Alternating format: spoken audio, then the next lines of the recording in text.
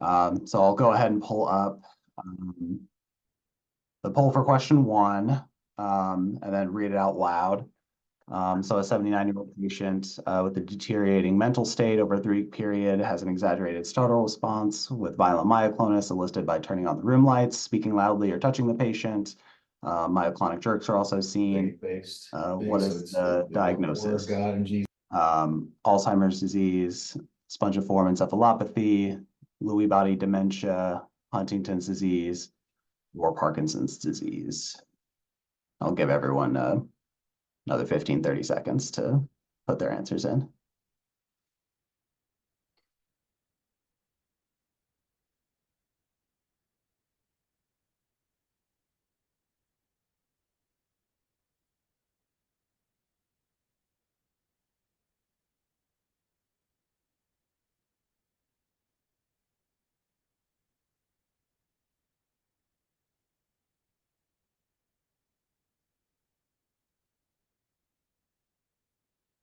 All right. So yeah, here's the results. Looks like everyone pretty much nailed it. It's the answer is spongiform encephalopathy. Kind of the big things to look for in this question, this very rapidly deteriorating mental state, as well as the exaggerated startle response. The startle myoclonus is pretty hallmark for spongiform encephalopathy. So a lot of words here, but basically just spongiform encephalopathy, also known as a prion disease, caused by abnormally folded prion proteins that cause other proteins to adopt the abnormal conformation, which leads to protein aggregation and neuron damage. It causes the brain tissue to have a sponge-like appearance on histology, hence the name. And due to the neuronal loss and the other pathological changes, there's this disruption in brain function, which leads to this rapid onset of dementia, motor dysfunction, and a bunch of other neurological symptoms. Some of the examples are Creutzfeldt-Jakob disease, which is the most common, as well as GSS, Guru, and fatal familial insomnia. Again, like I kind of talked about in the question, the symptoms early on will be this rapidly progressive dementia, memory loss, personality changes. There's the kind of hallmark feature of the startle myoclonus that they'll try and ask you or hint towards you on board questions, as well as ataxia, visual disturbances, and then as the disease progresses, very severe cognitive decline and mutism. As far as diagnosis, again, there's a clinical criteria that I kind of covered. On an EEG, you'll see periodic sharp wave complexes. MRI, there's hyperintensity on the caudate and putamen. And then the CSF analysis is the presence of the 1433 protein is another kind of hallmark feature of it, as well as brain biopsy is kind of a definitive diagnosis. As far as management, it's primarily symptomatic and supportive, as well as pretty strict infection control measures. All right. So question 2. There we go. Question 2, visual problem in the pituitary tumor compressing the optic chiasm will lead to which visual deficit, bitemporal hemianopsia, monomus hemianopsia, central scotoma, quadrantenopia, or monocular vision loss.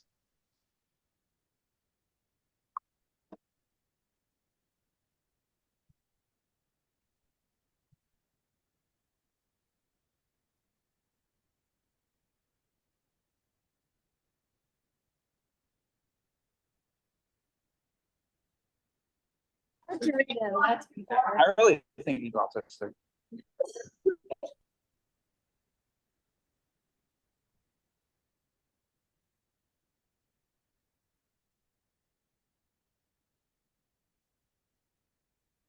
All right, looks like we've got most of the answers in. So yeah, for the most part, people got this one right. Yeah, the answer is bitemporal hemianopsia. Kind of reviewing the optic pathway here. At the optic chiasm is where the nerve fibers from the nasal retina, which is responsible for the temporal fields of vision in both eyes, is where they kind of cross over and start traveling on the other side of the brain. And so if there's a lesion compressing the optic chiasm, that's why you'll see the loss of the temporal visual fields in both eyes. If there's a lesion in the optic nerve, you'll have the monocular vision loss, so loss of vision in that eye, and then a lesion of the optic tract or the primary visual cortex will lead to homonymous hemianopsia, given the one side of the brain is responsible for the contralateral visual field. And then likewise, there's also the lesions to optic radiations, such as Myers-Loop in the parietal lobe that can cause the quadrantinopia or the loss of a quadrant of the visual field. So like the pie in the sky or pie on the floor defects. All right. Question 3. There we go.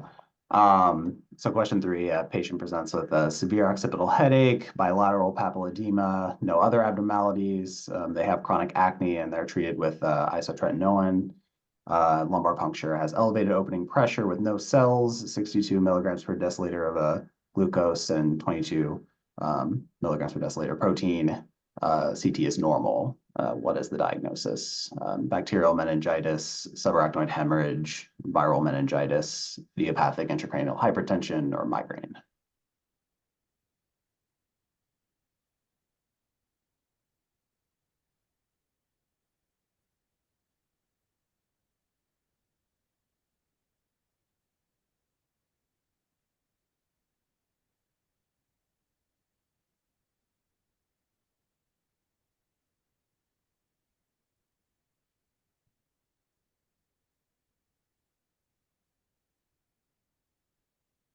All right. Looks like everyone got this one right. The answer is idiopathic intracranial hypertension. Going over that answer, so it's also known as pseudotumor cerebri. You'll also see it it's a condition caused by increasing intracranial pressure without an identifiable cause.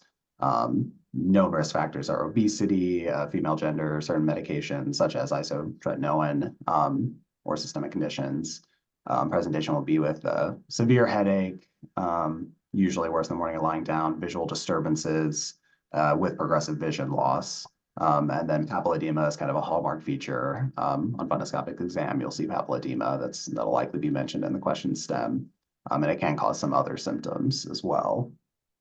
As far as diagnosis, again, clinical features, including a fundoscopic exam, looking for papilledema, imaging, typically normal, but can rule out other causes of increasing intracranial pressure or other things that may be causing the symptoms. Lumbar puncture will have elevated pressure, but otherwise a normal cell count and glucose and protein levels.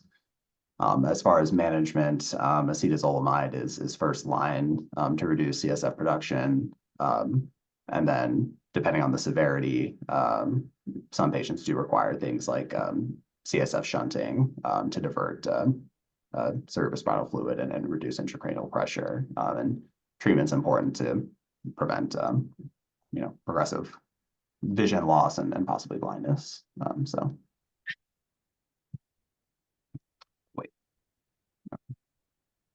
All right, question 4. There we go.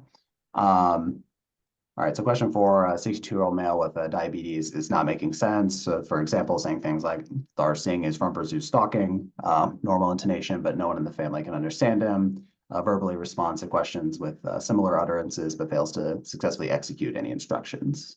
What's the diagnosis?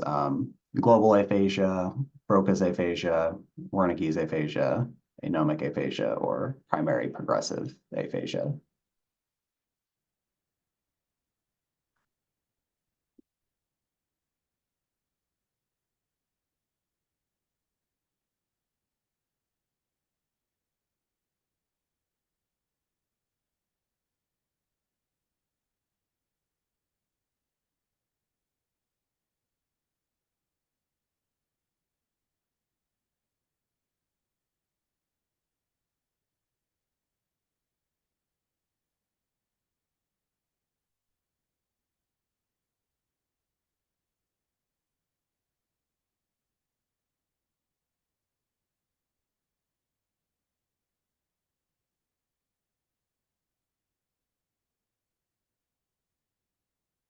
right.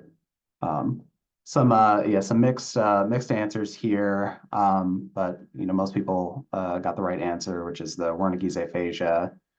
Just kind of a review on sort of Broca's and Wernicke's aphasia, because I think those are two that are kind of tough to differentiate sometimes. So the Wernicke's aphasia, which is the answer to this question, is a lesion in Wernicke's area, which is responsible for the comprehension of speech. And so patients with a lesion in this area will still be able to produce speech, but it's kind of nonsensical. So they may have word salad. They may, kind of make up words like neologisms or substitute words, paraphrasias. But the intonation is, typically intact. But notably, the comprehension will be very impaired. So if you try to give them instructions, they likely won't be able to comprehend the instructions as well. And typically patients aren't aware of the deficit is another thing. Broca's aphasia is a lesion and is caused by a lesion in Broca's area, which is in the left frontal lobe. The Broca's area is responsible for the production of speech. And so patients will have this non-fluent, effortful telegraphic speech, so very like short phrases, leaving out words. Their comprehension typically is still intact. And so if you give them instructions, they often are able to execute them appropriately. And oftentimes patients are aware of the deficit. So they can understand language and are aware that they're not saying what they're wanting to say. And it can be very, very frustrating. For just kind of a brief review of the other aphasias, global aphasia is a very severe aphasia with profound impairment in all language functions. So that would be pretty extensive damage involving like both Broca's and Wernicke's areas. So there'd be a very severe deficit in both speaking and understanding, as well as reading and writing. And you likely would see other physical symptoms as well for a lesion that profound, including right-sided weakness. Primary progressive aphasia is a gradual decline in language abilities due to neurodegeneration or dementia. Again, it'll kind of be this progressive sort of loss of language abilities that kind of comes with other symptoms of neurocognitive decline. And then anomic aphasia is kind of specific, a difficulty in naming objects or retrieving words. And usually, damage to the specific areas in the parietal and temporal lobe. All right, question 5. All right. A 65-year-old male with a 6-month history of confusion episodes, disorientation, visual hallucinations of children playing in his room. Hallucinated images are fully formed, colorful, vivid, and the patient has little insight into their nature. No auditory hallucinations. Wife says he is normal in between episodes. On exam, normal language memory, moderate difficulty with trails test, mild difficulty with serial subtractions, mild symmetric rigidity, and bradykinesia. The brain MRI is unremarkable. CSF, routine labs, and UDS are all normal. What's the diagnosis?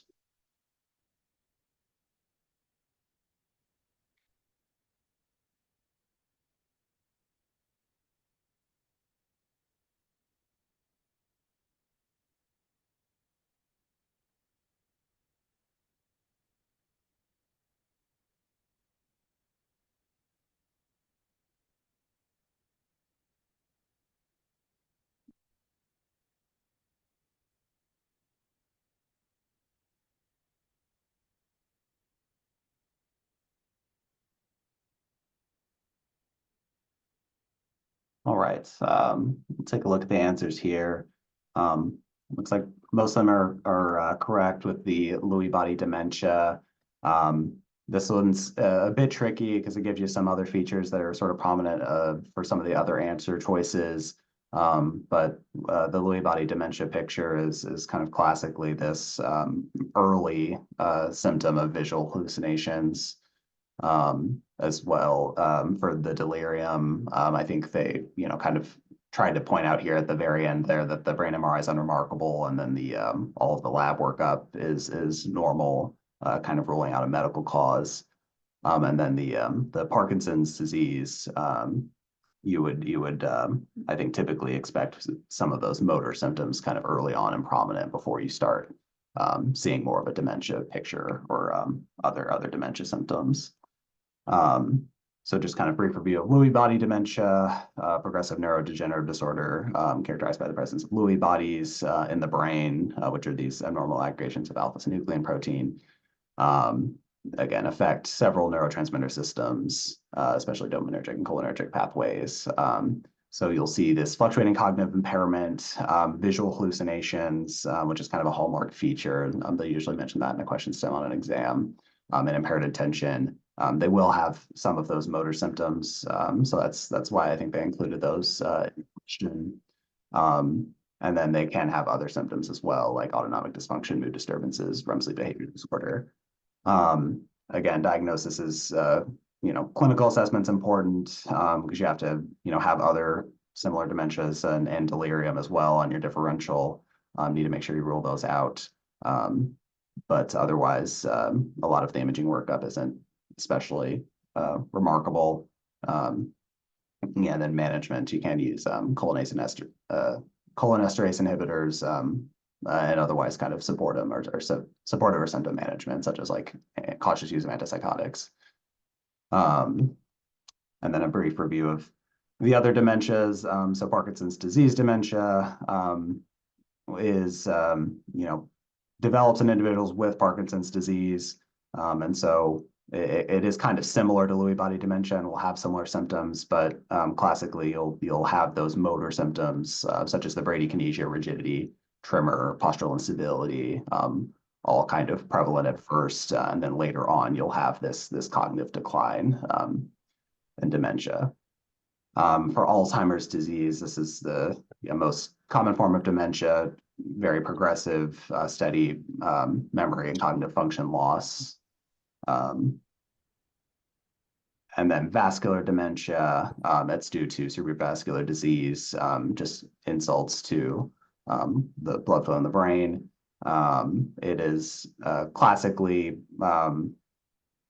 seen as a stepwise decline in cognitive function with every insult or every vascular insult or lack of event that leads to lack of brain flow, blood in the brain. You'll see a worsening in function, and then they'll be kind of stable for a while, and then again stepwise decline. And then frontotemporal dementia or Pick's disease kind of more prominently affect the frontal and temporal lobes. And these will show with pretty prominent personality changes, disinhibition, social conduct issues as their kind of hallmark feature. All right. Question 6. A 35-year-old male awakens frequently in the middle of the night with severe headaches, sometimes occurs nightly, lasts approximately 1 to 2 hours, so severe that the patient is afraid to go to sleep. They're located around the left eye, associated with lacrimation, ptosis, and meiosis. The likely diagnosis is migraine, tension headache, trigeminal neuralgia, subarachnoid hemorrhage, or cluster headache.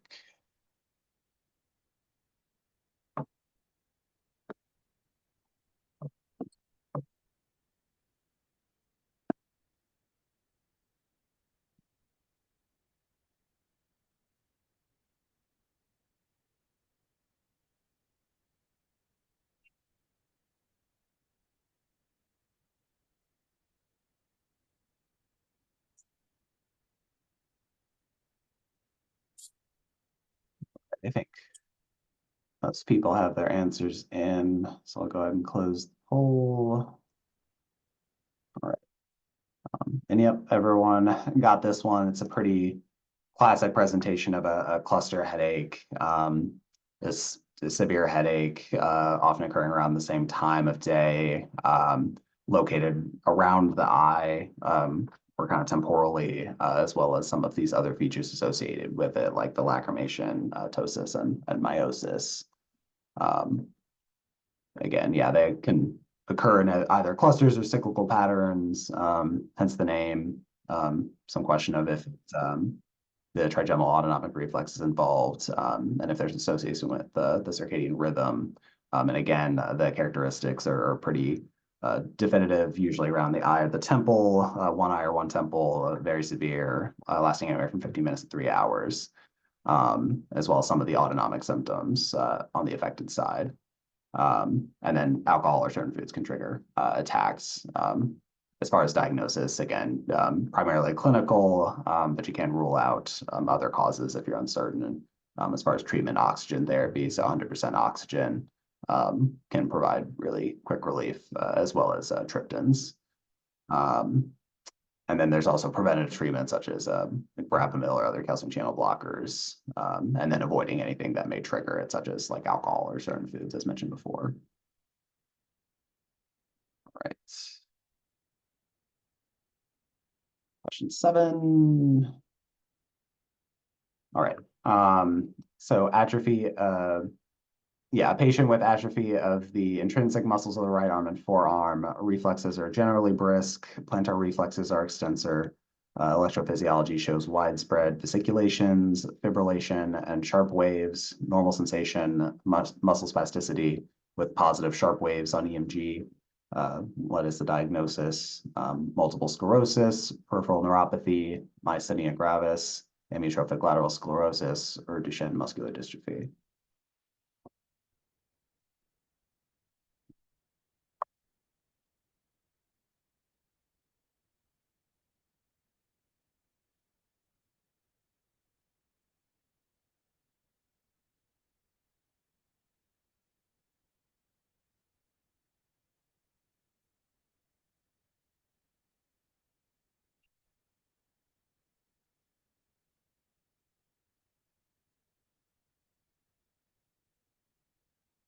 Give everyone maybe like 10 more seconds. I think most people have their answers in.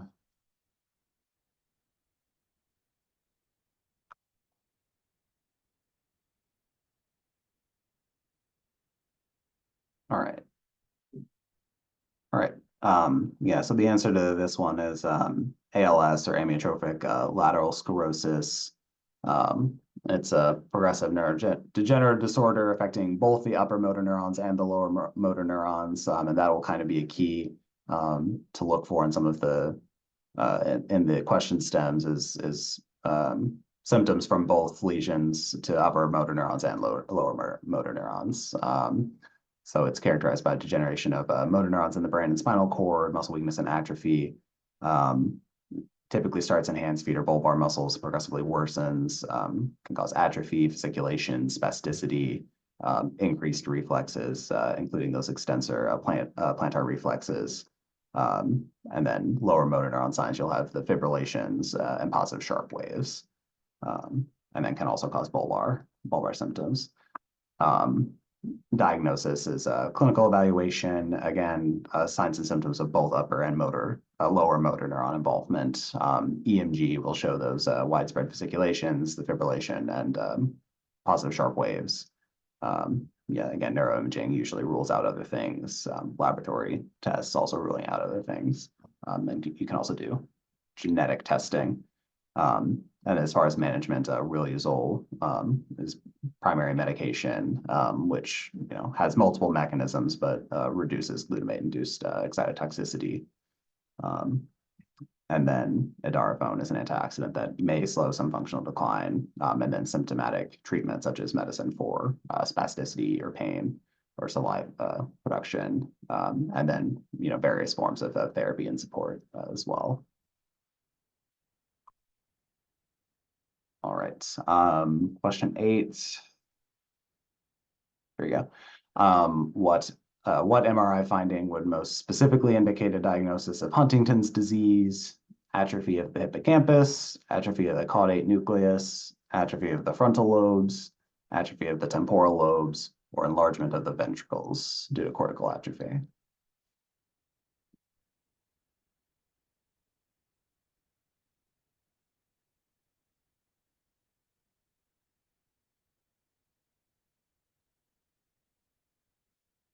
All right. Give everyone 5-10 more seconds here to finish getting answers in.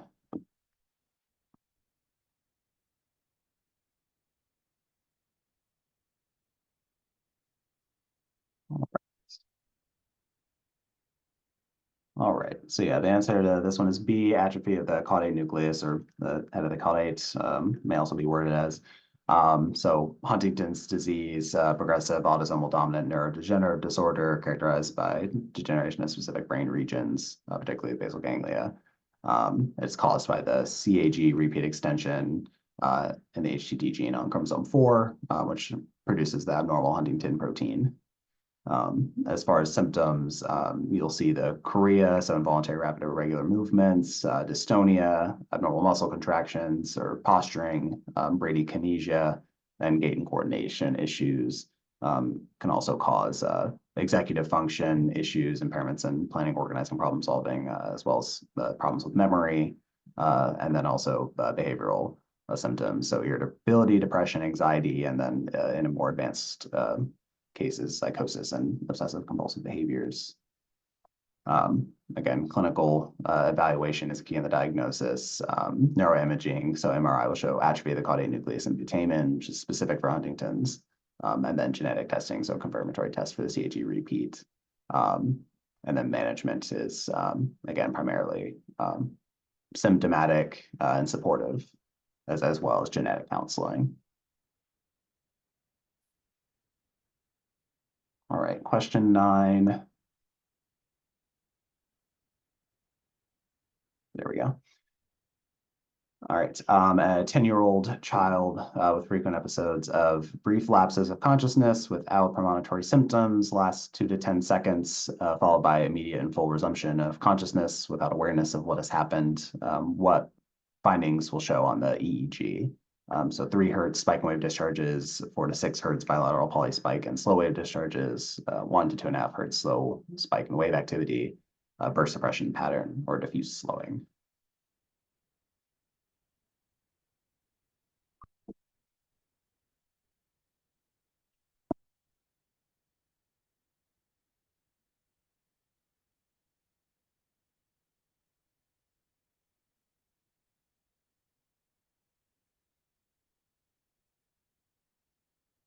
All right, give it 5 or 10 more seconds.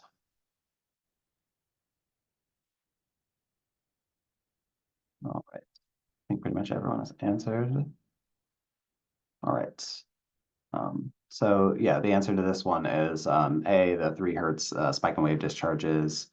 So this one's kind of testing, identifying the correct condition and then remembering what EEG findings are present.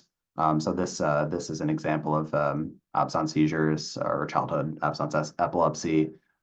This young child with like a brief lapse of consciousness, lasts very brief, short a period of time, and then kind of immediate resumption of consciousness. And the absence seizures are characterized by these 3 hertz spike and wave discharges on EEG. The answer B was the 4 to 6 hertz is for juvenile myoclonic epilepsy. The C, 1 to 2.5 hertz slow spike and wave activity is Lennox-Gastaut syndrome. And then the burst suppression pattern is seen in anoxic brain injury, and diffuse slowing is for generalized encephalopathy. All right. Last question here, question 10. So a 66-year-old male with hypertension develops vertigo, diplopia, nausea, vomiting, hiccups, left face numbness, nystagmus, hoarseness, ataxia of limbs, staggering gait, and a tendency to fall to the left.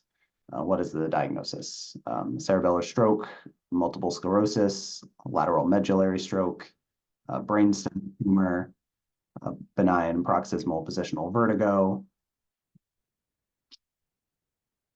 Give it another 20 seconds or so.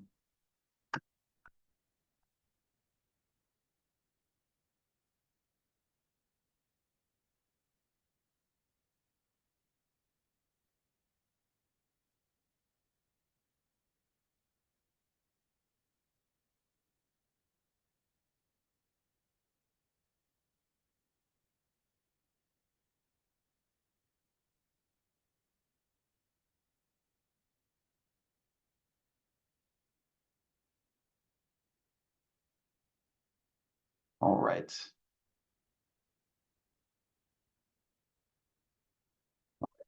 Yeah, so the answer to this one was the lateral medullary stroke. To be fair, I guess it does affect the cerebellar peduncle as well. So I guess cerebellar stroke's not entirely wrong, but lateral medullary stroke, also known as Wallenberg syndrome, is a condition resulting from an infarct in the lateral part of the medulla due to occlusion of the posterior inferior cerebellar artery or one of the branches. And so an infarct at this location will affect a lot of different structures, including some of the cranial nerves, the inferior cerebellar peduncle, as well as some of the autonomic and sensory pathways. And so it has a variety of symptoms, including vertigo, diplopia, nausea and vomiting, hiccups, facial numbness, nystagmus, hoarseness, ataxia, and staggering gait and tendency, kind of all due to this, variety of structures that it all influences. Again, with some of the cranial nerve dysfunction impacting the inferior cerebellar peduncle, as well as some of the autonomic involvement. And so it kind of has a wide swath of symptoms, but all right. That is the end of my presentation. If anyone has any questions or comments, I'll take those now. Otherwise, I think I'll hand it over to my colleague, Dr. Sekijima.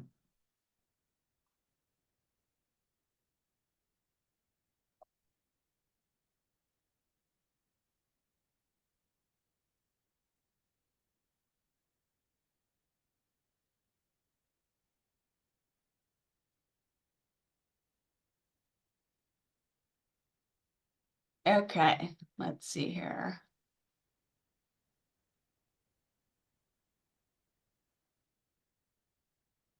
Hold on one second.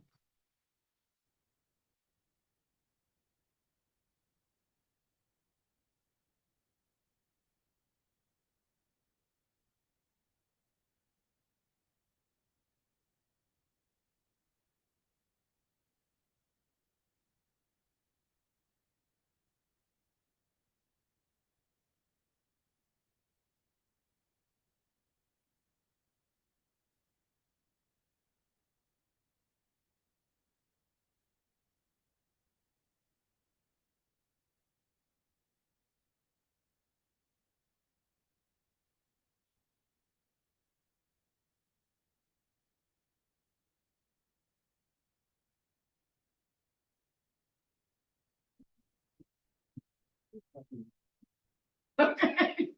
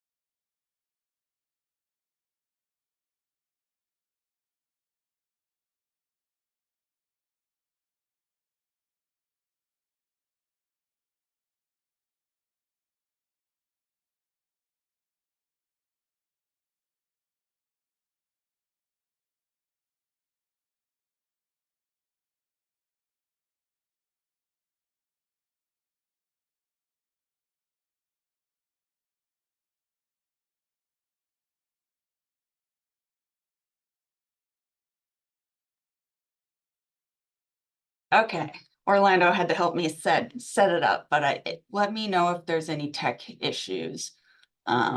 So I'm Amanda, for those of you who don't know me. I'm one of the PGY3s, and I'm doing my presentation on psychotic disorders. And forgive me, my computer decided to delete my presentation, and so I did it very quickly, now shortly.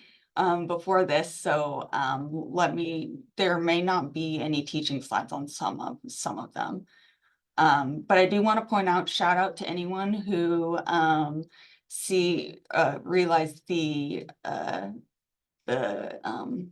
why can't I remember the word right? The reference to Charlie XCX Brat Summer with my font and my color. If you don't know the reference, then look up some memes, but we'll go ahead and just get started. Okay, so question 1, in order to meet criteria A for schizophrenia, a patient must have at least one of the 3 core symptoms. So delusions, hallucinations, or, oh yeah, and FYI, I don't have polls, and so my next slide will get the answer. So feel free to comment in the chat or just think of the answer on your own.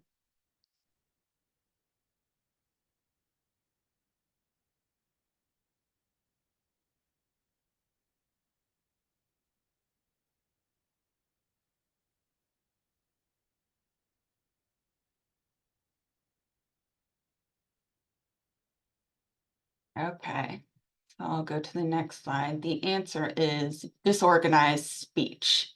So this is the DSM-5 criteria for schizophrenia. This actually doesn't have all the criteria on it, but criteria A is this first point, and then the core symptoms that the question is getting at are the first 3. So if you can recall, 2 or more of these symptoms must be present for at least 1 month. And at least one symptom must be 1, 2, or 3. So the core symptoms here. And this is disorganized speech, which is the answer. Okay, second question. Longer duration of untreated non-affective psychosis is associated with which of the following patient characteristics? So female gender, later age of onset, higher education level, first generation immigrant status, or better pre-morbid psychosocial adjustment.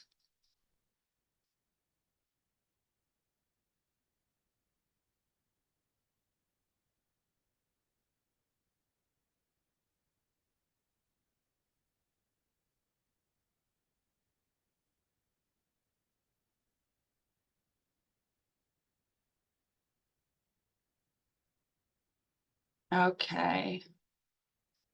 Go to the answer. The answer is first generation immigrant status. So this one okay, I do have a teaching slide on this one.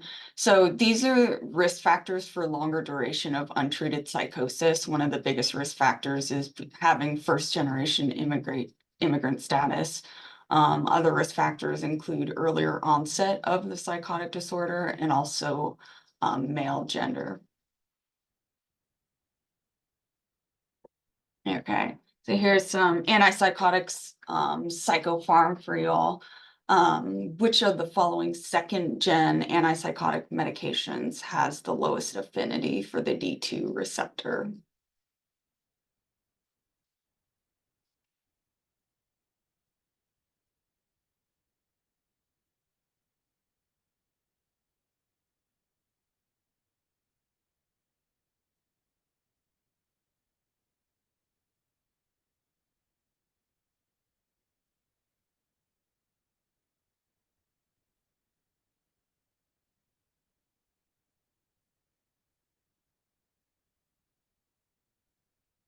And we'll go to the answer now. It is quetiapine. And so I don't think, yeah, this one doesn't have a teaching slide. So if you can recall, the first gen have higher affinities than the second gen in as a rule of thumb. And then of the second generation antipsychotics, quetiapine, or aka Seroquel, has the lowest affinity. And I think if I recall correctly, the risperidone has the highest of these that are listed. Okay, some more Psychofarm. Which of the following psychotropic medications is relatively contraindicated for those with moderate to severe renal impairment?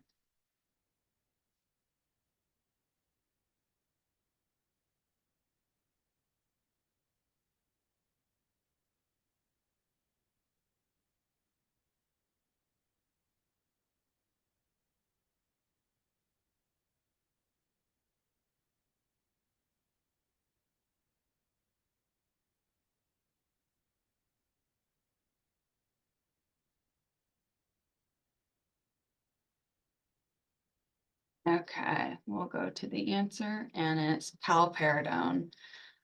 So if most of our medications are metabolized by the liver, and all the antipsychotics are metabolized by the liver, with the exception of risperidone and paliperidone, which is cleared by the, or I should say cleared by the kidney.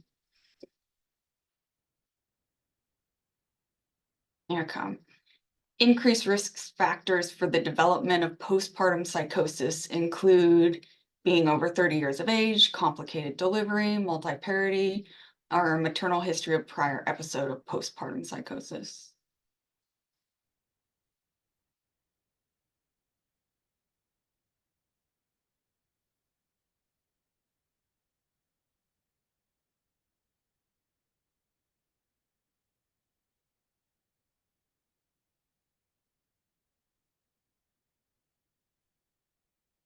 And this is actually the factor that has the highest risk factor, because this is a trick question. There's actually a couple answers for this question.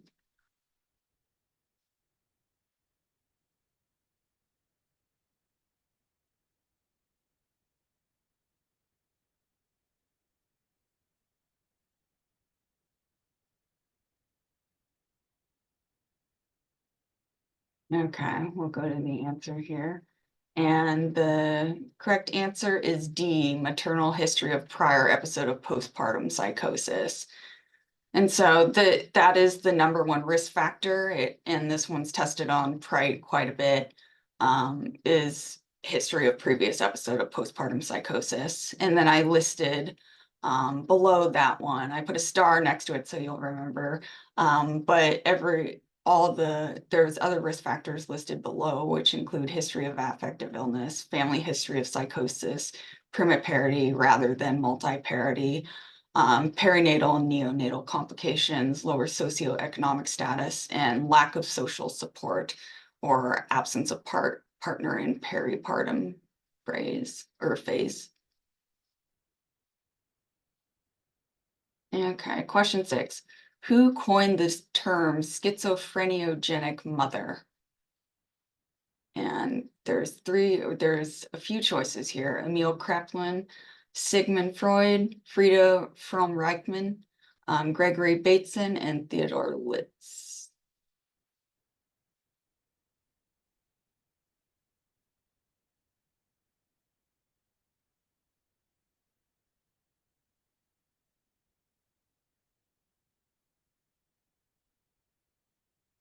I never liked the history questions on the PRITE because I never knew them, but they're always on there, so I had to include a few.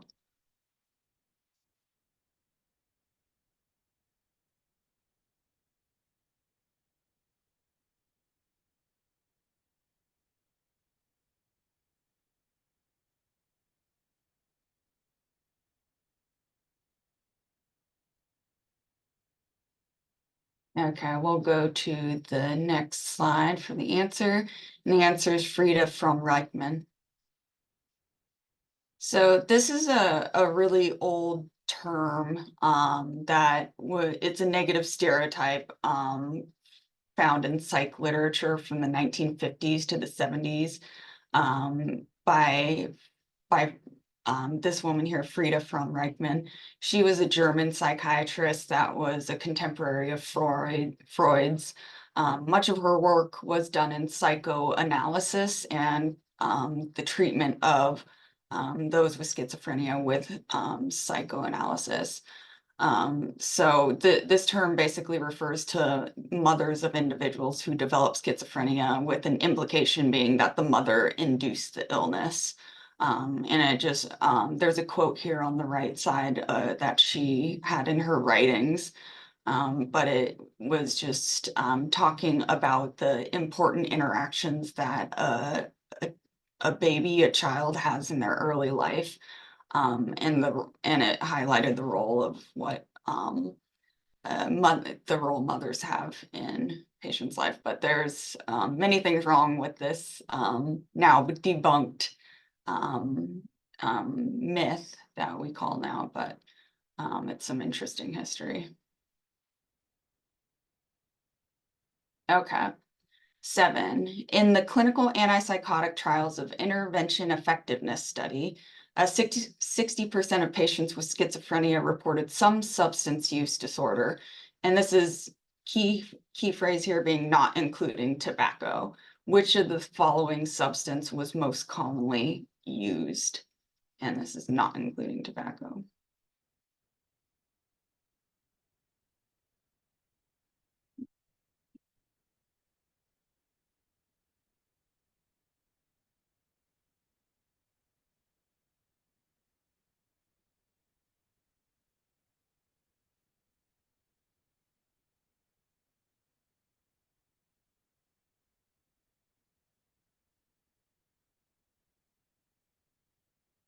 Okay, answer is alcohol. So most people know that nicotine is the most used substance in patients with schizophrenia. But in this study, it was looking at it. There was a lot of different studies out there that were looking at the different substances used. Just looking at the Katie trial.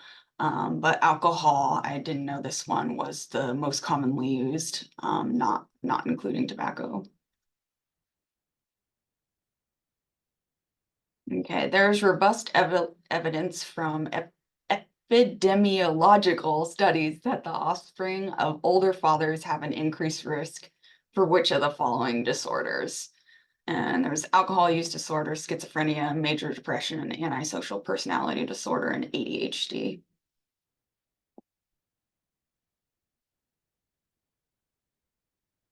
And if it's any hint, my presentation is on psychotic disorders.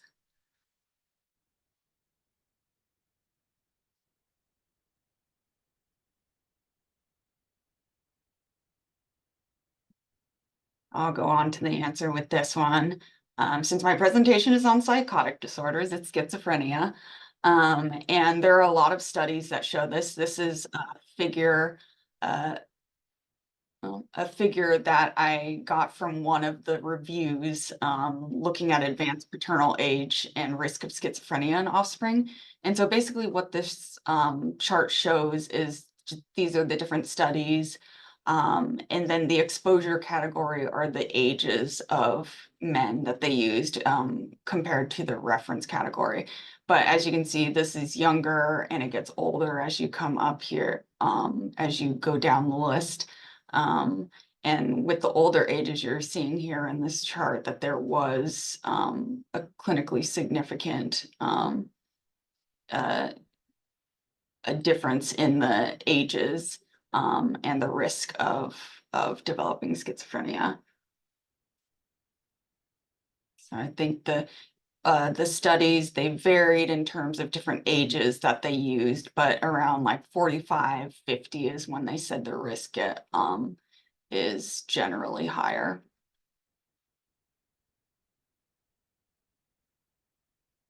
Okay, which schizophrenia feature is less common in Western cultures? So A, persecutory delusions, B, depressive mood changes, C, emotional impoverishment, catatonia, or hearing voices arguing about oneself.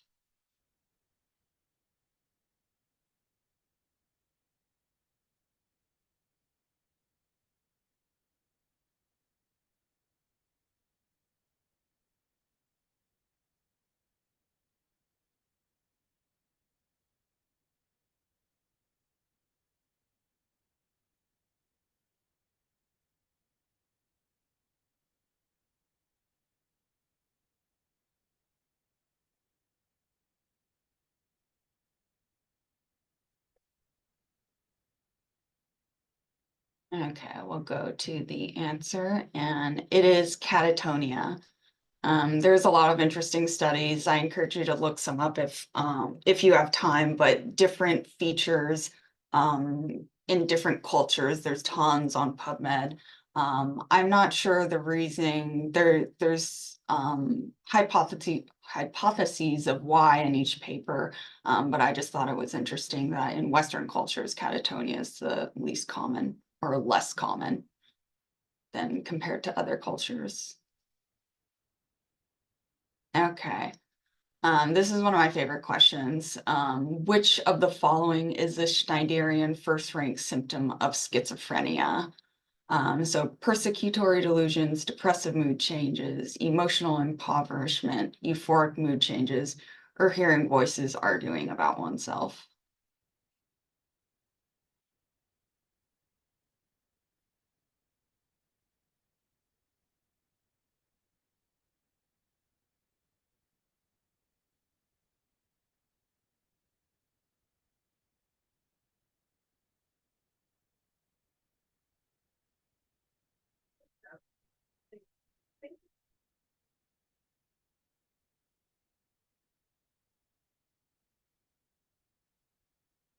Okay. The answer is hearing voices arguing about oneself. And so the Schneiderian criteria for schizophrenia, it's not something we use we use the DSM-5 today for our criteria to diagnose schizophrenia, but Schneider, he developed these symptoms and they're I think, I forget the exact stats. I don't have my teaching slide on this, but around like 80% universally patients have these symptoms. And so it's more suggestive of the diagnosis of schizophrenia. So clinically, I find it useful in differentiating different psychotic disorders and getting So Mr. a Connor's not precise willing to sign in. diagnosis. So some notable first-rank symptoms include audible thoughts, so voices speaking one's thoughts aloud, and sort of this running commentary of multiple voices arguing or discussing the person, commentating on your actions. So some people clinically will say like, oh, they're describing what I'm doing, like so and so is walking whenever they're walking, or they're walking through the door, so that's how it presents clinically. Somatic passivity, in which this is where experiences externally controlled body changes. So I've seen clinically patients will say like it feels like something else is controlling my body. I don't they're moving my hands, they're looking out my eyes and seeing what I'm doing. And they're able to make me do things that I don't want to do. Other symptoms include thought broadcasting, insertion, withdrawal, and delusional perceptions. And so a real perception is elaborated in a delusional manner. So they're interpreting seemingly normal everyday things like a traffic light turning red, and they're saying it means aliens are about to land. So they're incorrectly associating an interpretation to a seemingly realistic perception. So that is the conclusion of my presentation. And so I think now we have the RAC meeting. It's in a different Zoom room though. So thank you for listening, everyone. Does anyone have any questions?